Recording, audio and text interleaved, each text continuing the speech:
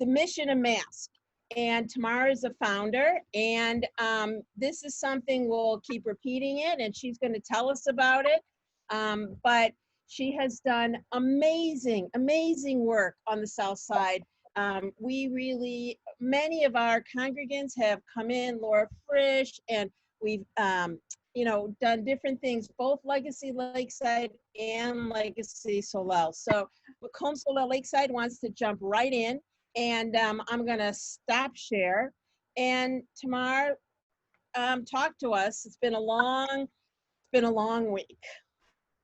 It has, and I wanted to have a conversation with you guys. I don't want it to just be me talking to you. I want us to talk to one another, because people have a lot of questions, lots and lots of questions, and people want to know what they can do.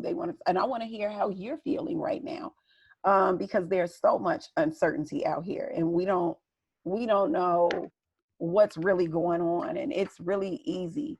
I think that we've all kind of gotten caught up in our own hurts before, and it's kind of like for a minute we weren't really thinking about what other people were going through. We weren't really considering that, and now we've been forced to deal with it. We've been forced to deal with things we've never had to deal with before. I mean, from each other, from the world. And it is a scary, scary time. And this is not just a black and white thing.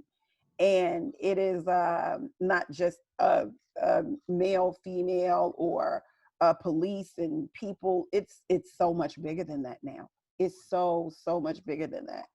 And there are a lot of questions that people just in the Black community have to ask each other about things like this. It's not just groups like this. Everybody has questions. We all do.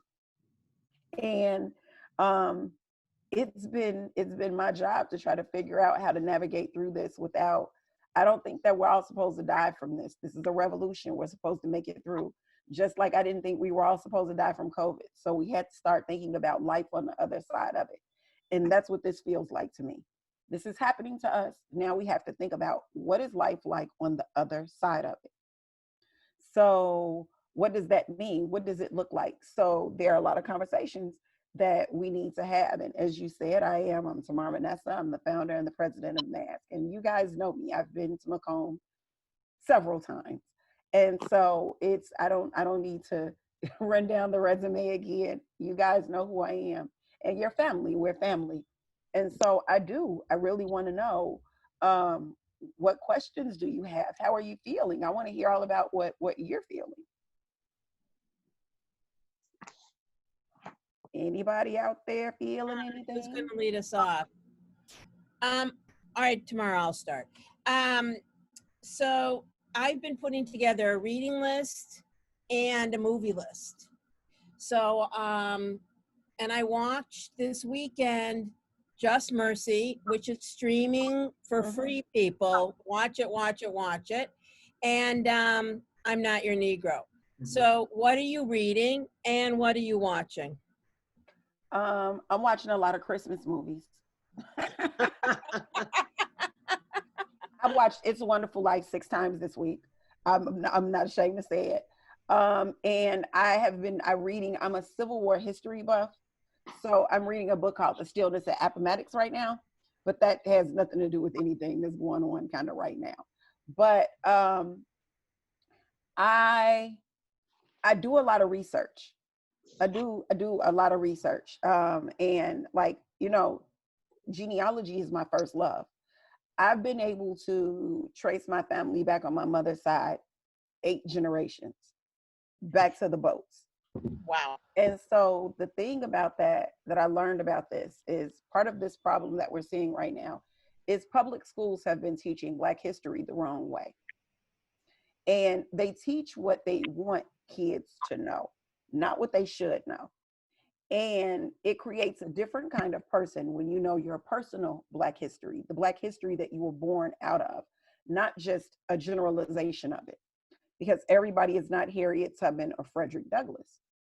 And those are not necessarily the people that got you here. And so you do have to really when you start to learn the personal stories and the personal struggles of the people that got you here, it creates a different kind of person. So I was explaining on Facebook last week, what we're seeing is not people being, some people are 50 years angry. Some people are 100 years angry. Some people are 200 years angry. It all depends on when you started to learn your history. But some of us, like myself, it's 400 years of angry. 400. Because you know all of the stories, you know everything that happened to get you here. And stories like that are it's things like that I would recommend, those slave narratives and stuff like that. I would recommend that people read things like that, because what it says is these are the stories that got these people here, and this is what created this. And the thing about it is that you're going to see so many parallels between those slave narratives and things that you still see happening right now. And it wouldn't be so much anger if you didn't read something from 150 years ago and read something from yesterday and it's the same thing. Or you see something from yesterday and it's the same thing and there's no change happening. And so there are a couple of books that I can recommend, and it just they really make you feel something. They make you they put you in the moment, they put you in the place, and it's really heavy reading for some people. But for me, it's kind of, just confirmation of what it was that I'd already found out and what I'd already learned about my own family. And the thing is, we know how bad it can be, and we just want that to be over and done with. And we see so many parallels between slavery and the disregard for human life that people had then. We were just, once again, property. That's it.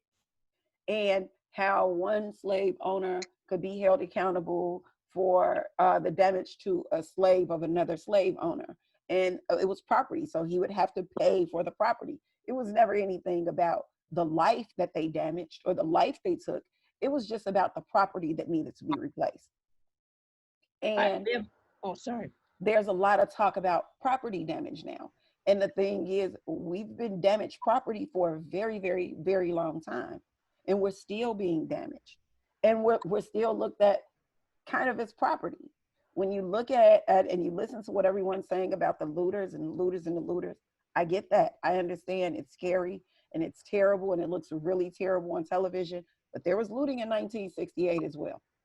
There just wasn't a 24-hour news stream or social media to publicize it. And it's kind of like when you see it, people are saying, you can shoot the looters or lock them up because they damage, they damage small businesses. But none of these small businesses actually belong to Black people, and they don't do anything to enrich the communities that they actually operate in. So it's kind of like, how bad can you feel about that?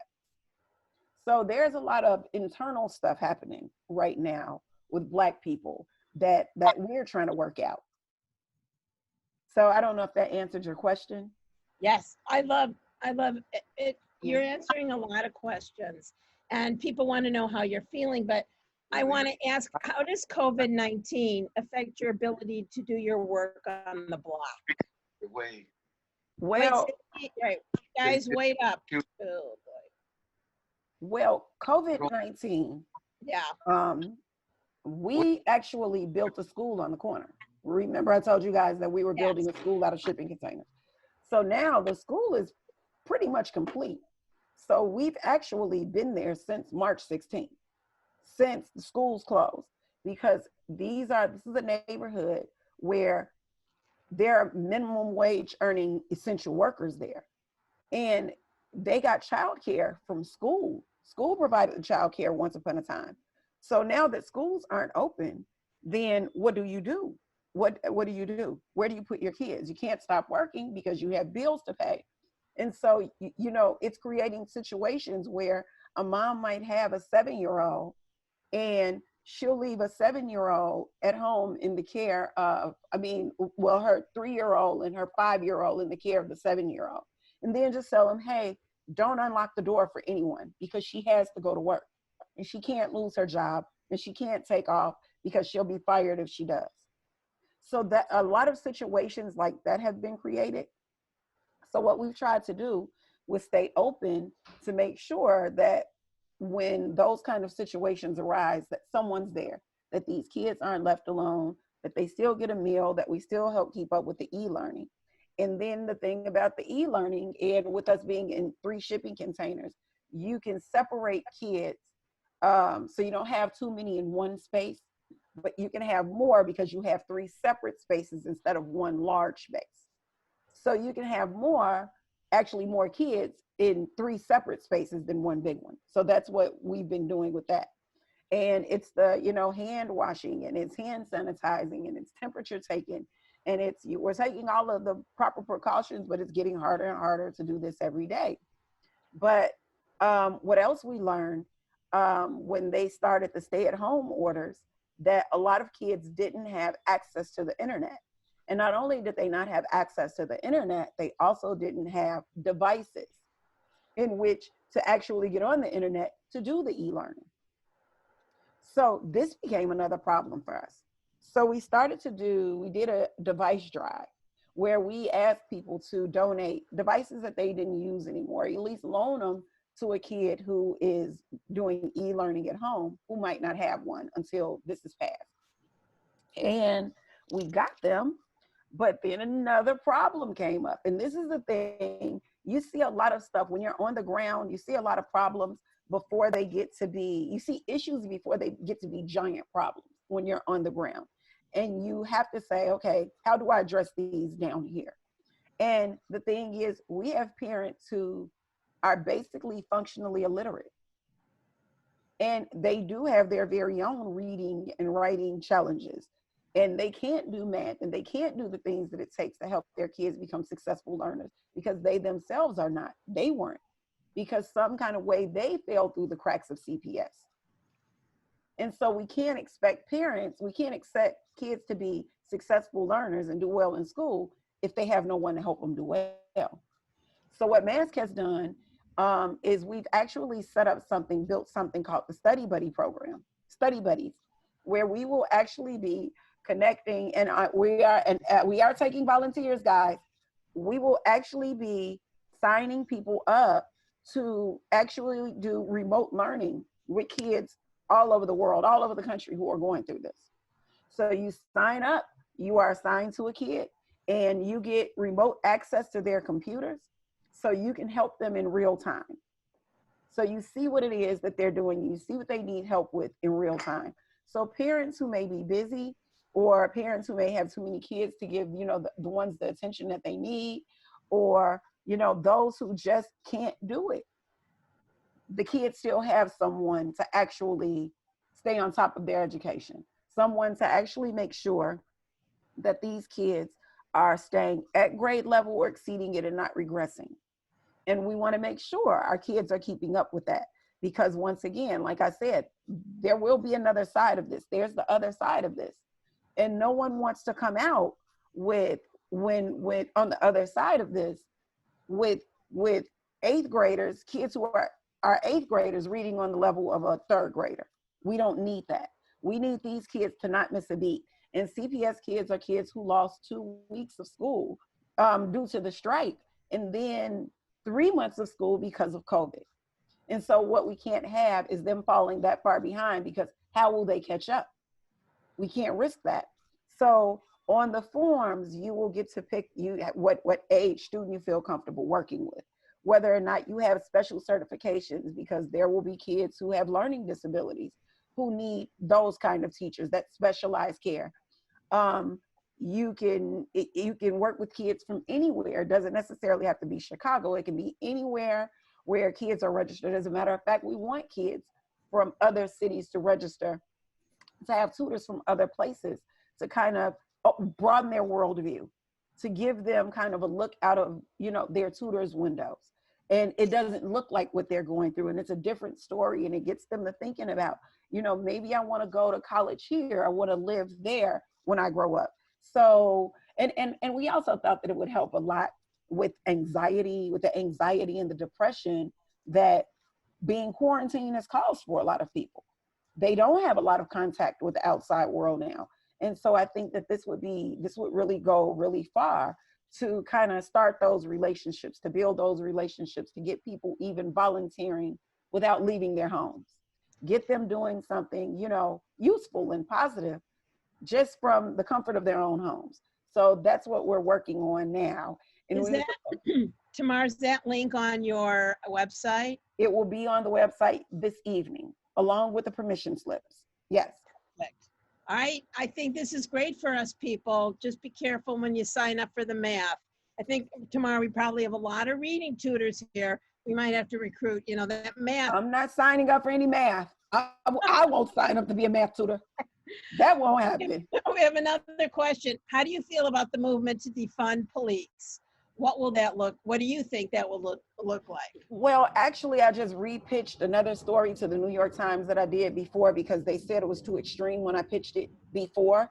Because basically, 2 years ago, yesterday was the day that Philando Castile was murdered.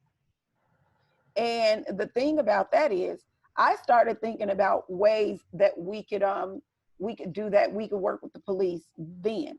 It's been a long time, and someone else should have been thinking, plenty of people should have been thinking about, what do we do next time this happens? It can't just be saying, hey, we're going to prosecute the police that do this when they do it. We have to do something to keep them from doing it at all, to make them think twice before they use deadly force. I'm breaking up? No, you're good. You're good. Okay. Before they use deadly force, we have to make sure that we put something in place to deter them from doing that in the first place.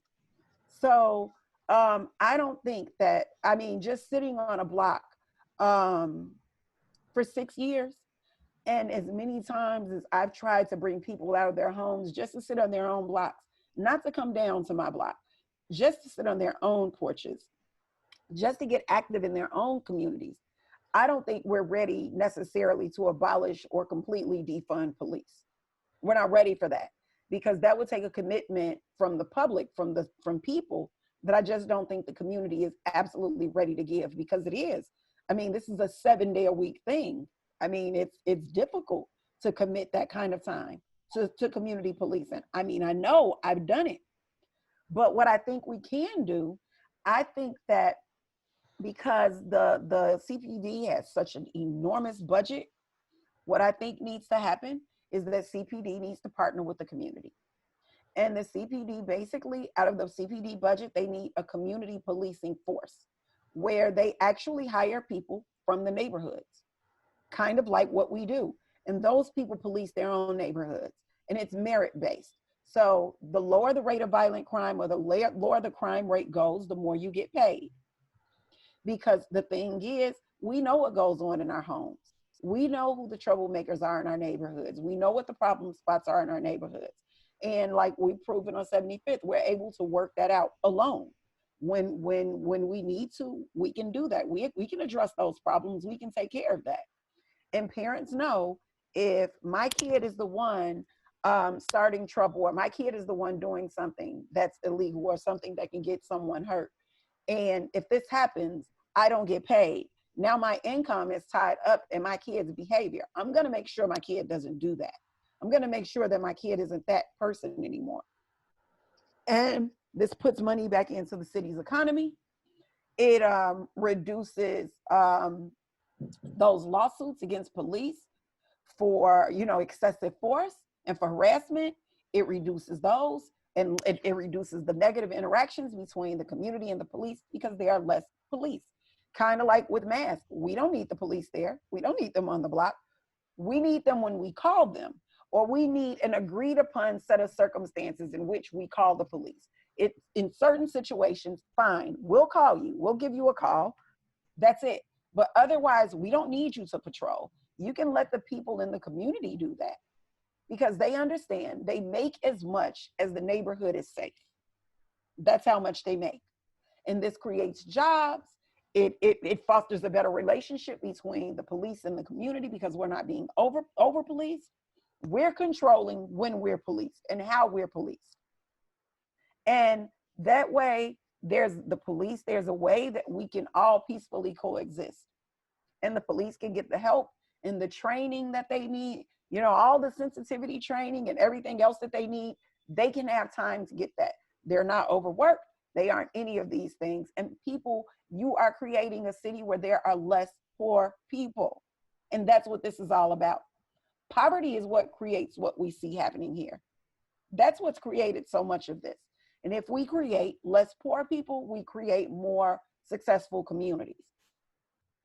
So that's how I feel about defunding the police. Yeah, can you explain a little bit more about the de-escalation training? I'm not, honestly, I don't understand that, because think about it. For years and years and years, we've been hearing about de-escalation training and all of these different trainings that police were undergoing. And has anything really changed? Have you seen any changes? I have not. We've heard about different steps that we're taking and different tactics that were used, body cams, everything, and nothing seems to be changing this. So it can't necessarily be the way that the city interacts with the police that needs to be. I mean, the city interacts with the people that needs to change. It's the way the city interacts with the police. And you know, people have been talking about, we've been hearing elected officials say, oh, we're going to do this to the rioters and this to the looters and this and that. And you have the peaceful protest and this is that. No. What keeps us, what stops this from happening, what gets us some measure of peace, is for you to tell us what you're going to do to keep the police from killing us. What are you going to do? And that's not what we're hearing. We're not hearing those kind of solutions. I even introduced an idea. Why can't police have the same schedule and the same setup the fire departments have, the firefighters do? No one hates firefighters. Firefighters don't have volatile relationships with the community. They don't. And they don't because they live amongst the people that they serve for 2 or 3 days a week. They live here. They live in the communities that they serve. They know the people. They walk to the corner store. They sit outside. They wash their cars. They, you know, kids come and get on the fire truck and play, and they do that. Police need to do the same thing. In order to have enough sensitivity to serve communities like ours, where you're not from our community, you need to live there sometimes. You need to know who we are. You need to know us by name. You not just the names, the nicknames that you've given us, what our parents named us. You need to know who we are. And I don't think that that's too much to ask for. I think desperate times calls for desperate measures. Yeah. And so de-escalation. I have a question from somebody on the line. Sandy and David Kaminsky, can you guys unmute? Hi. Yeah, go ahead. Hi there. You know, you started, Tamar, by saying, feel something, you know, and we do. I think all of us are feeling a lot of new feelings. And if I had to say what the two main ones were for me, it would be sadness and pride. Because it's really sad to see what's happened in the last 10, 12 days. But yet to watch all these protesters out on the street, black and white, Asian, whatever, you know, it's beautiful. It's the most beautiful sight we've had in years. I'm proud that my grandson's out there in Colorado in the streets. I'm proud of all these kids in Chicago, Washington, New York. And we've got to keep this spirit up wherever it exists. And the solution is in one word: vote. Get out and vote in November. And all of us, adults, people of Solel Lakeside, we should make sure our kids, their friends, everybody we know get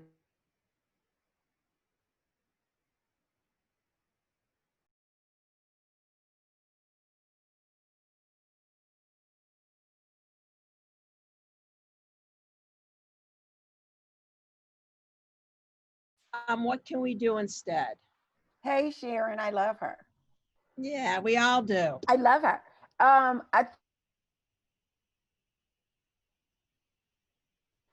But I mean, I've been demonstrating on that corner every day for 6 years. So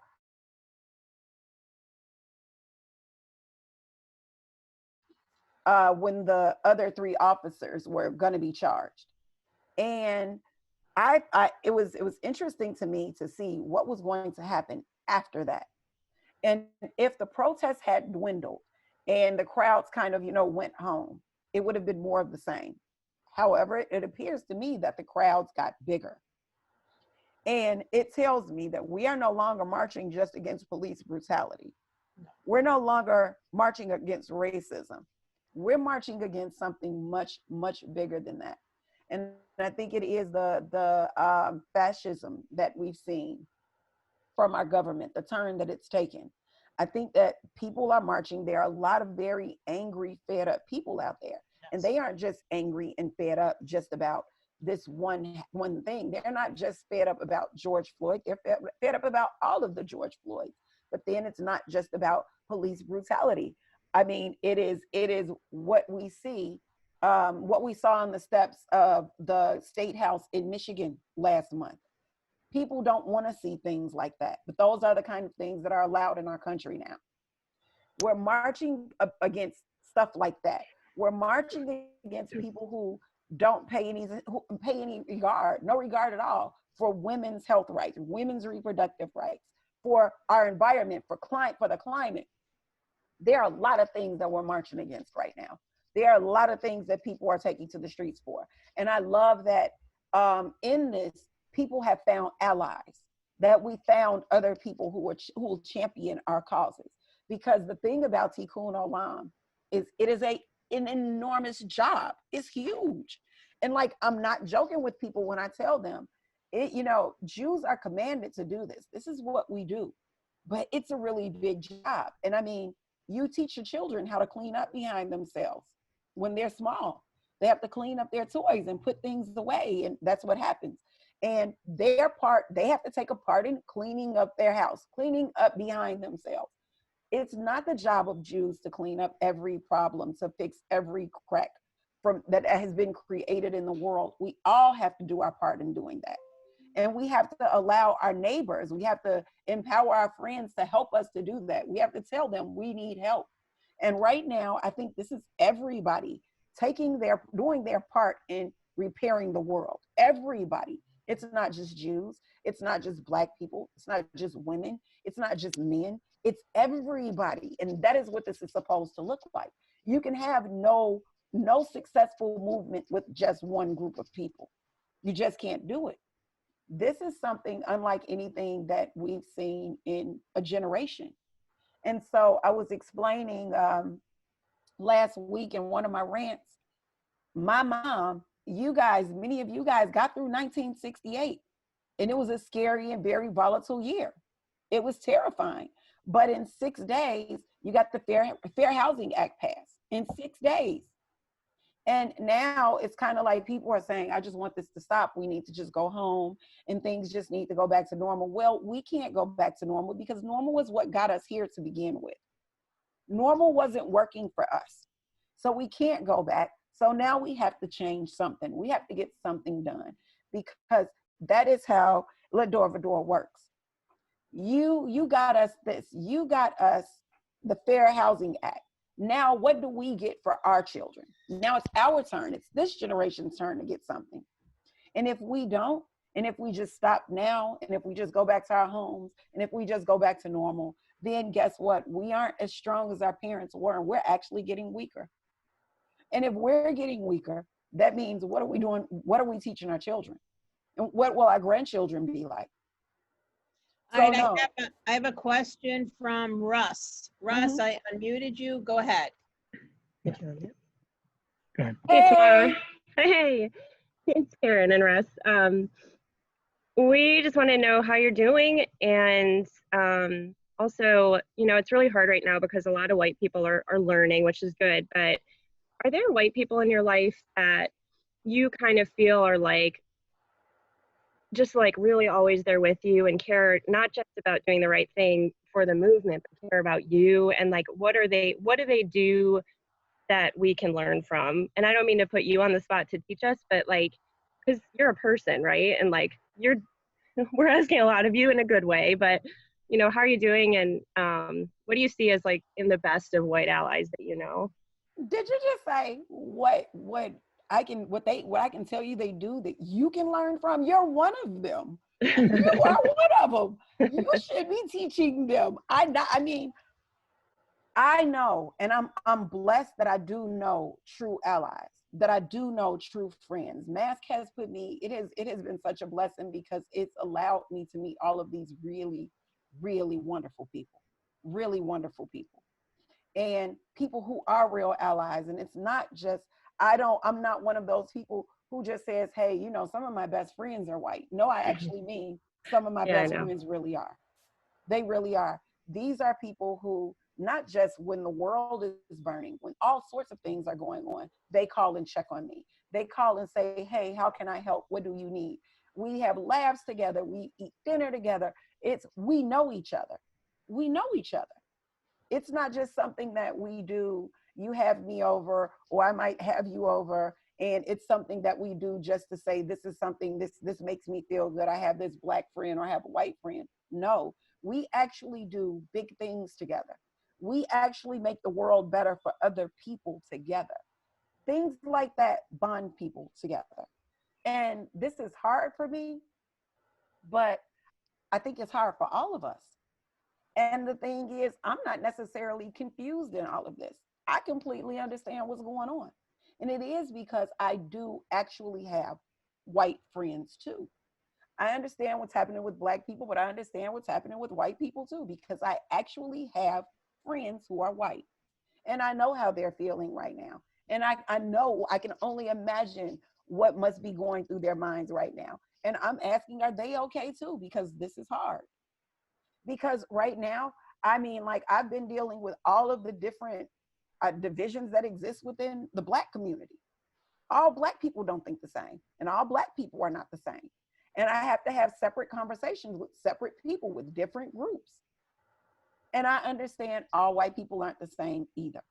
But you have to have white friends. You have to know white people. You have to know, you have to come out of your shell in order to even understand that everybody is not the same.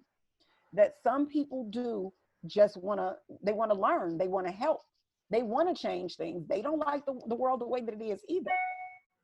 And I see a lot of that, especially in the Jewish community, because, hey, Jews have been through a lot. We both been through a lot. And I was writing, I put a post up on Facebook a few weeks ago about me learning about empathy from Yom HaShoah. And for me being able to identify with the true emotion, with a heartbreak, I understood that as a kid. I felt that. I felt it. You didn't have to teach me that. I felt it. I knew what that was like when the older people at school, when the 80-year-old lady would light a candle and cry for her parents and her sisters and brothers who were lost in Auschwitz. I understood that. I understood that pain. I got that. And it's kind of like those kind of things tend to bond you together, because, you know, these are people who have souls, that they feel the same things you feel. When people died in my family and when I lost people, I cried the same exact way that they did. And so I never forgot that. And the thing is, by me never forgetting that, I will never stop speaking to that.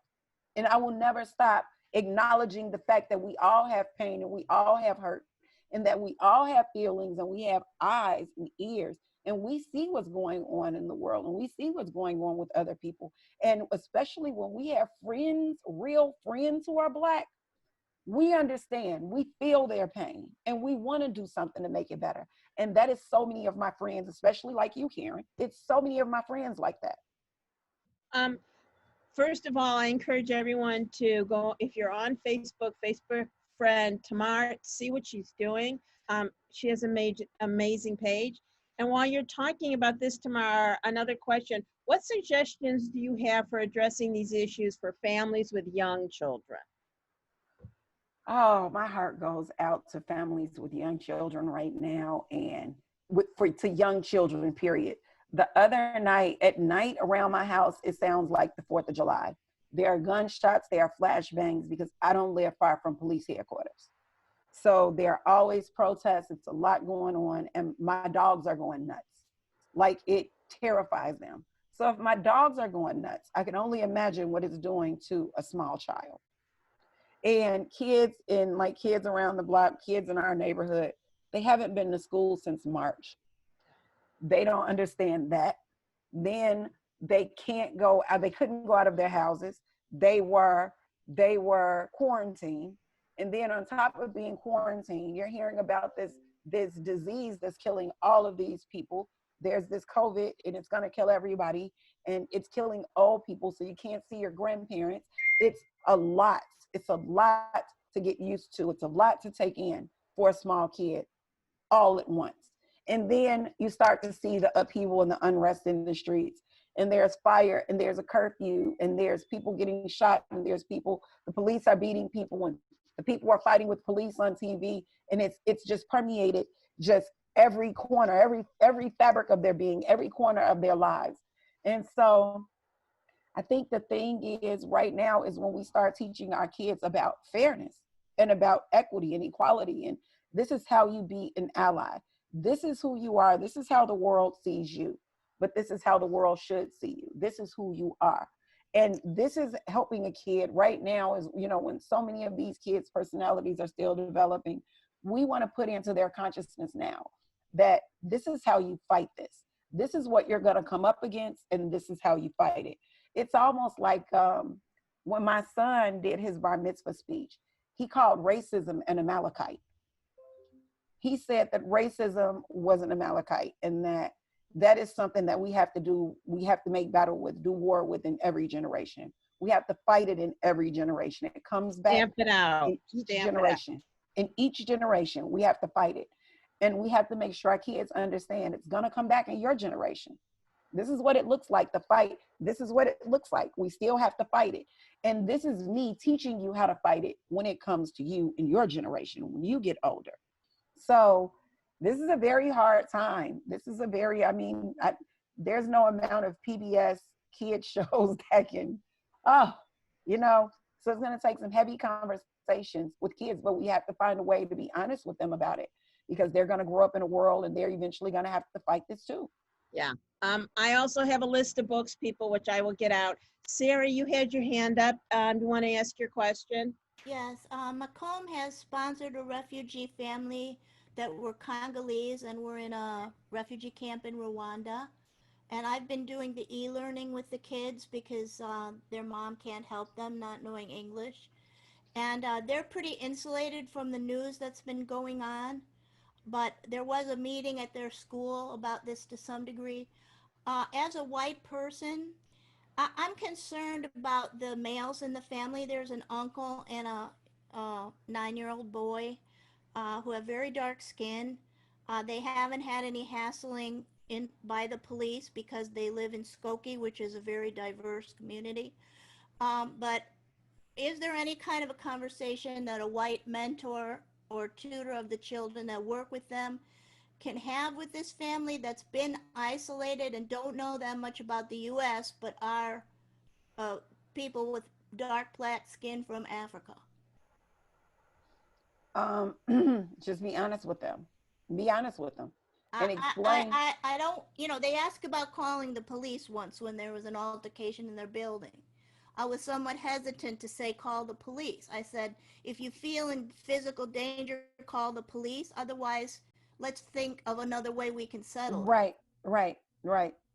Because it's very easy for you to become the target once the police get there. Right. It's very easy for that to happen.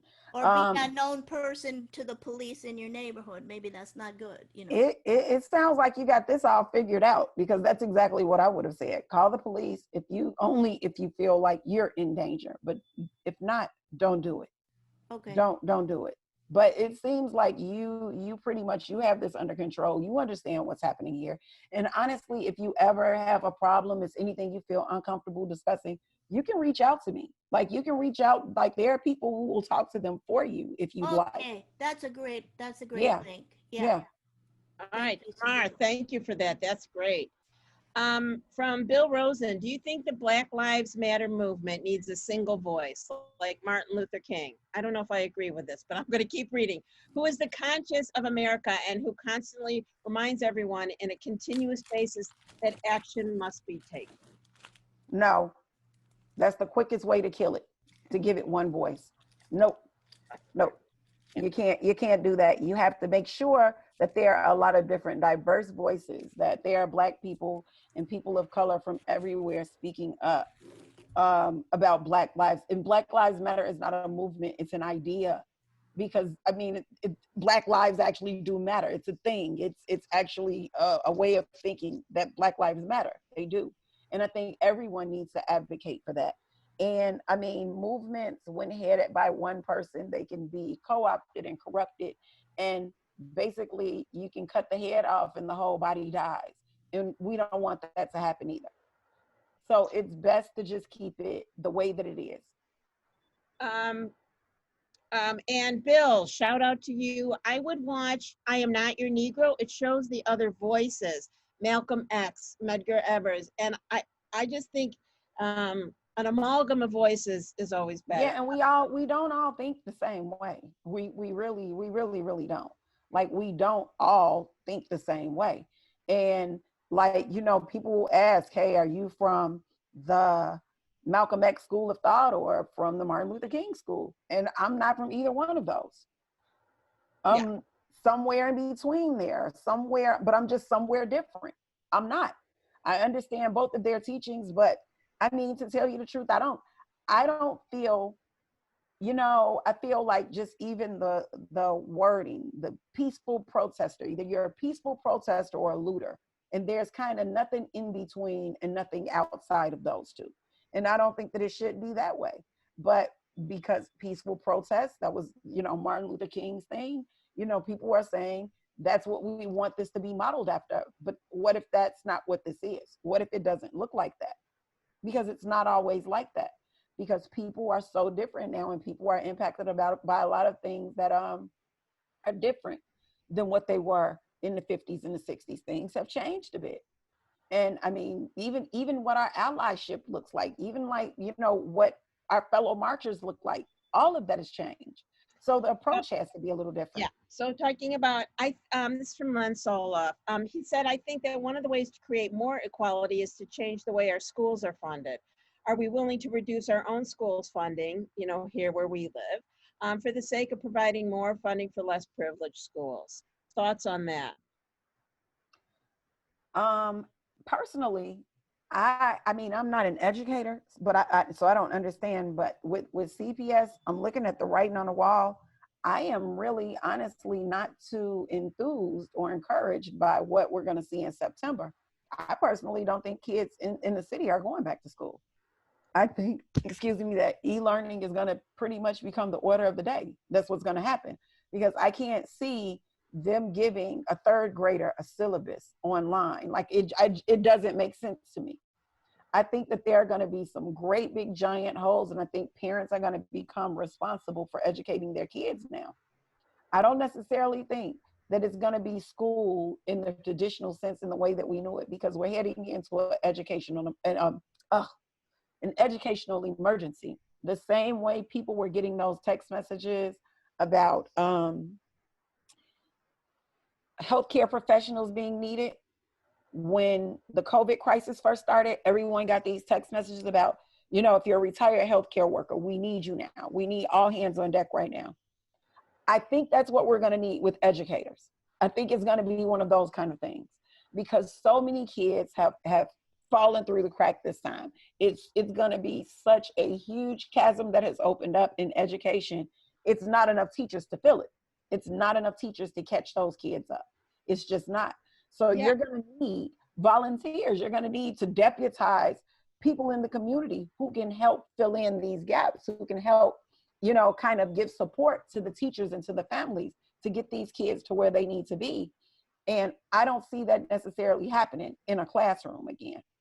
So I think the funding is going to need to go to new creative ways to educate our kids, to make sure that in the e-learning, in the world of e-learning that they are doing, that they are actually keeping up or exceeding grade level, like to actually make sure of these things. But I don't think things are going to necessarily go back to the way that they were before. I agree with you. We have another question from the crowd. Diane, you're unmuted. Go ahead. My daughter Julie is going to ask the question. Hi. Hey, Julie. Hi, so nice to meet you, and thanks so much for your remarks. So I've been reading a little bit about the natural alliance between Black Lives Matter and the like, pro-Palestinian movement. And as a Jew who strongly believes that Palestinians should have their own state, I struggle with Black Lives Matter's anti-Zionist stance. So I wonder if you have any thoughts about how to reconcile the two of those, or how the struggle fits together. I'm not a member of Black Lives Matter. Okay. Like, I don't have anything to do with Black Lives Matter. It just seems to be, it's a thing. When Black people get killed, the first thing you want to say is Black lives do matter. But it's not necessarily touting the organization. It's just making a statement because Black lives should matter. I don't have anything to do with Black Lives Matter. I think that we need organizations that are in the community and that are mobilized even before the tragedy strike, that we have to make sure we are constant. It's not just the knee-jerk kind of thing. Now you see us. When something really bad happens, now you see us. I think you need to see us to keep something really bad from happening. If there were marches in the street prior to George Floyd being murdered, maybe George Floyd wouldn't have been murdered. But that's the kind of pressure that you got to keep up. So I'm not really involved in any of those types of organizations. Mm-hmm. I'm really not. I mean, like every day, I'm pretty much committed to, I run an organization called Mothers and Men Against Senseless Killings. That's not just street killings. That's even when the police kill someone. And us being on that corner every day, that is our protest. That is the way we keep it from happening in our community, in our neighborhood. And if more of us did that, there would be less police murders, but we don't. We wait for things to happen and then we react instead of being proactive. Janet asked, and this is really at the beginning, and now we're going to have to eventually wrap up, but she said, how is she feeling? She's feeling angry and frustrated and powerless to help. So she's on this call to find out solutions. And what do you think is our next steps? Like, what are we going to do tomorrow? What are we going to do tonight? I know that you we're going to put up, I have a reading list and a movie list, and we're going to get that link to Be Tutors. But where do we go from here tomorrow? And I can give you some books and some movies as well. Like I can do that too. So I'll give you some of those too. But I think where we go from here, I think we stop asking each other where we go from here, and we start asking our elected officials, where do we go from here? Because all of these people are going to want our vote again very soon. And we need to know where you are on this right now. And elected officials, they need to be coming up with solutions. I need to hear what your solutions are, how you keep this from happening. And we're not hearing that. I don't know what you guys in the burbs are hearing, but we're not hearing that in Chicago. We're not hearing that from our aldermen, or I mean, honestly, not even really from our mayor. We want to hear, what are you going to do to stop this from happening again? What are you going to do?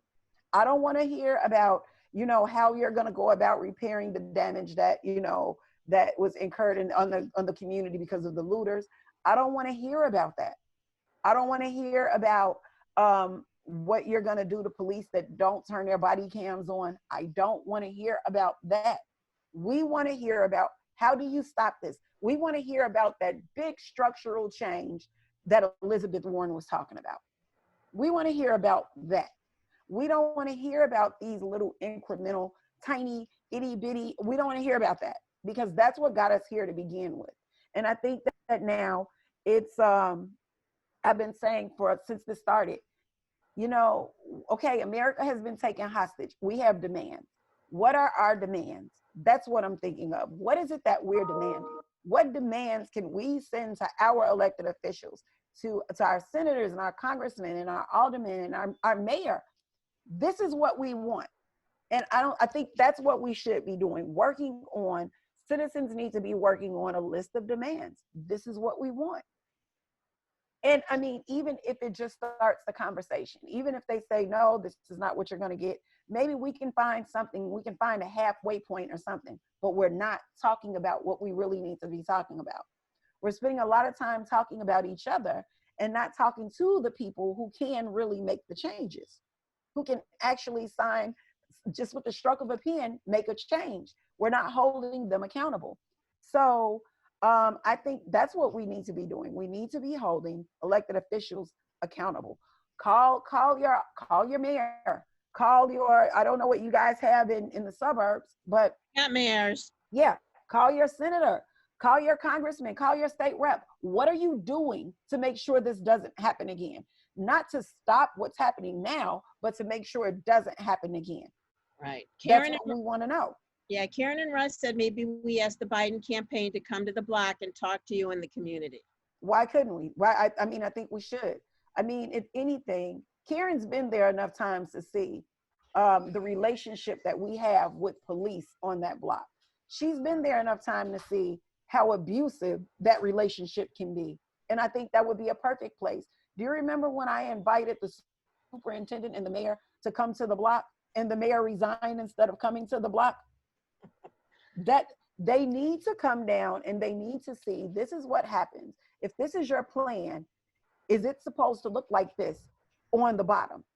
At the top, when you make these plans, are they supposed to look like this to the people in the communities that you serve? Is this what it was supposed to look like? Is this the idea you had? Because I don't think so. So I think that would be an excellent idea. If someone knows anybody in the Biden campaign, tell them to come to the block and just sit and watch and see what they see.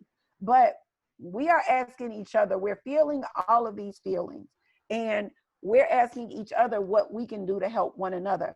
And the thing that we can all do is to make sure that this doesn't happen again. And I think that takes pressure. We have to apply pressure to elected officials, or we're going to be fighting each other forever. Agreed. All right, Sarah, one last question. Oh, I watched the town hall with President Obama and then the activists. I don't know if you saw that show, but they had the 8 can't wait guidelines for what changes that could be made at the local level immediately. Number 1 was to abolish stranglehold and chokehold, but they were very concrete suggestions that could be implemented without any federal legislation.